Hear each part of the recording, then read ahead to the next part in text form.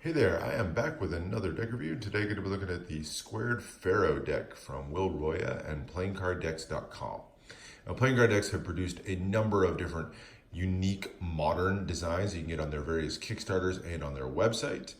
But recently, Will has become sort of enamored with vintage playing cards and has started a line of different modern decks that are inspired by or reproductions of the original designs from the late 1800s and early 1900s. So he started with a Kickstarter campaign to launch a couple of decks, and this is one of the very first ones that he did, the Squared Faro deck. So what is this deck all about?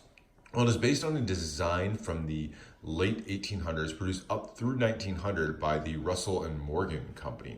Russell and Morgan Company later in 1897 changed their name to the U.S. Playing Card Company, so it is one and the same as the famous company behind bicycle playing cards.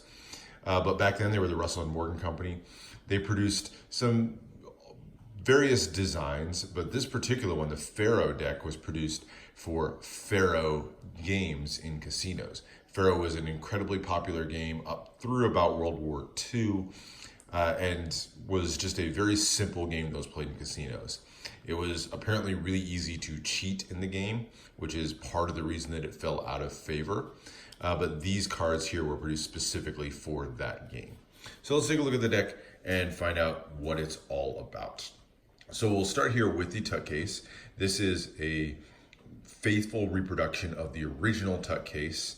Has a kind of a red background here, a little bit of just a little bit of texture to it. You can see a little bit of variation in the color, and then has gold ink printed on it.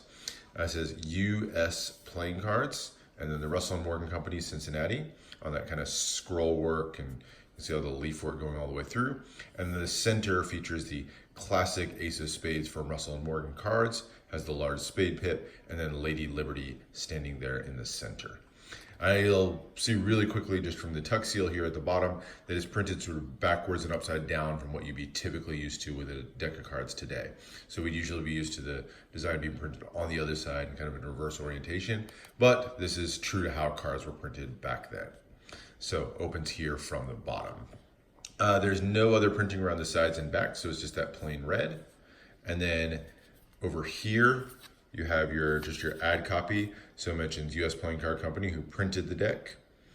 And then on the other side, the top or the bottom of the deck, nothing printed at all. And then you have a postage stamp style seal here, custom one that was produced for this. So playing cards, and you see on hand, and then August 1894. You have a 2 cents postage stamp there. So there is the outside. The Tuck comes in two different colors. So you've got the red and then the blue edition here. Blue is just the same, except now the background's blue instead of red. But we're going to look mostly at the red version here. So as you open it up, you've got a little bit more here mentioning PlayingCardDecks.com and Azured Ox, who illustrated the deck. And then Roman numerals 2019 when the deck was printed. And then nothing printed on the inside. So very simple, no embossing, true to the vintage feel of the entire deck. There is that.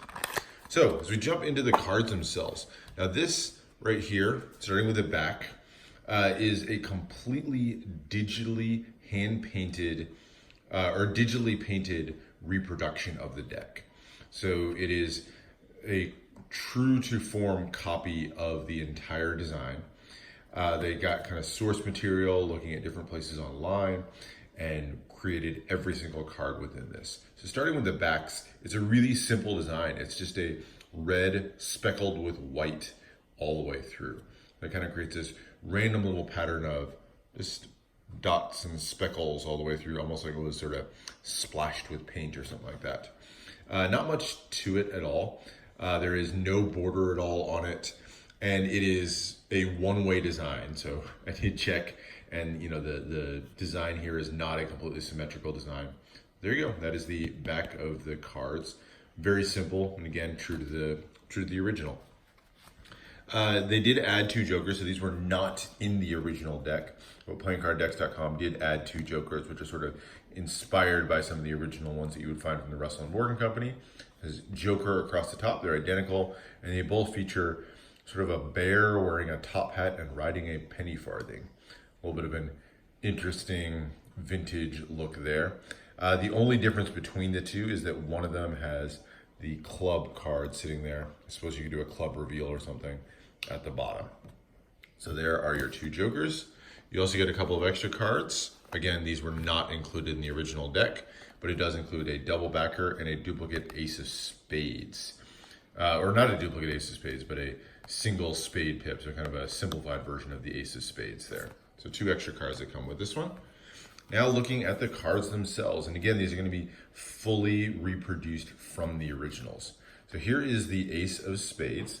There's US playing cards, and again, that Lady Liberty there in the center. She's got the branches framing her up, and then Russell and Morgan Company, Cincinnati, with the flags and the eagles at the bottom. So a very classical Americana design to it. So there's your ace of spades. No index, no pips in the corner. That's going to be true through the entire deck. This is one of only 3 decks of the USPCC ever produced that didn't have the indices in them.